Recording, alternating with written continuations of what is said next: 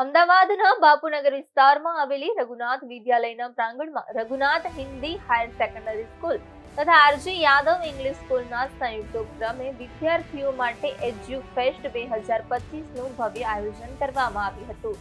વિદ્યાર્થીઓમાં રહેલી આંતરિક શક્તિઓ અને પ્રતિભાને બહાર લાવવાના ઉદ્દેશ્યથી આયોજિત આ એજ્યુફેસ્ટમાં વિદ્યાર્થીઓ દ્વારા science and innovation zone, fun end game zone, commerce and arts pavilion તેમજ ફૂડ કોર્ટ તૈયાર કરવામાં આવ્યા હતા।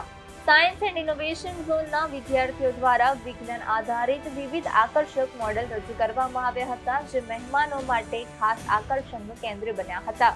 વિદ્યાર્થીઓએ તેમના પ્રોજેક્ટ અંગે મહેમાનોને વિગતવાર માહિતી આપી હતી। એજ્યુફેસ્ટમાં ધોરણ 1 થી 12 સુધીના કુલ 290 વિદ્યાર્થીઓએ ભાગ લઈ 80 પ્રોજેક્ટ્સ રજૂ કર્યા હતા।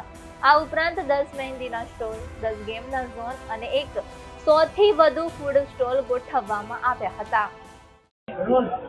જી, તમારું નામ? હું રેખા ગુપ્તા, રઘુનાથ શૈક્ષણિક સંકુલમાં રઘુનાથ કન્યા વિદ્યાલયમાં આચાર્ય તરીકે ફરજ બજાવું છું। કેટલા વિદ્યાર્થીઓ આજના કાર્યક્રમમાં જોડાયા છે અને કઈ રીતનો કાર્યક્રમ છે? આપણે ત્યાં 79 જેવા સાયન્સના પ્રોજેક્ટ યોજાયા છે અને સાથે સાથે એજ્યુફેસ્ટ તરીકે ફૂડના સ્ટોલ અને સાથે ગેમ્સના પણ આપણે એજ્યુકેશન સંદર્ભિત કાર્યક્રમનું આયોજન કરવામાં આવ્યું છે। એમાં એઆઈના જે સમય છે આપણે એમાં ટેકનોલોજી કે અંતર્ગત ચાલતા ફરતા રોબોટની પણ છોકરાઓએ મોડેલ તૈયાર કર્યું છે। રોલ મોડેલ તરીકે નવી સ્માર્ટ સિટીનું પણ આયોજન કર્યું છે અને એમને પ્લેટફોર્મ જે પ્રદાન કર્યું છે શૈક્ષણિક સંકુલ દ્વારા, એ એટલા માટે પ્રદાન કર્યું છે કે એમના અંદર જે છુપાયેલી સુષુપ્ત શક્તિઓ છે બહાર નીકળી શકે।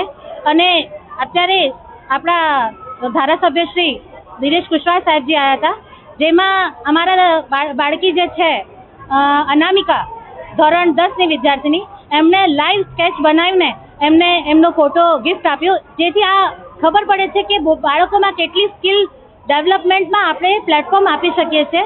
અને આ અમારી શાળા આ કાર્યક્રમ કરવા માટે બંધાયેલી છે અને આવા અવનવા કાર્યક્રમો આપને જોવા મળશે।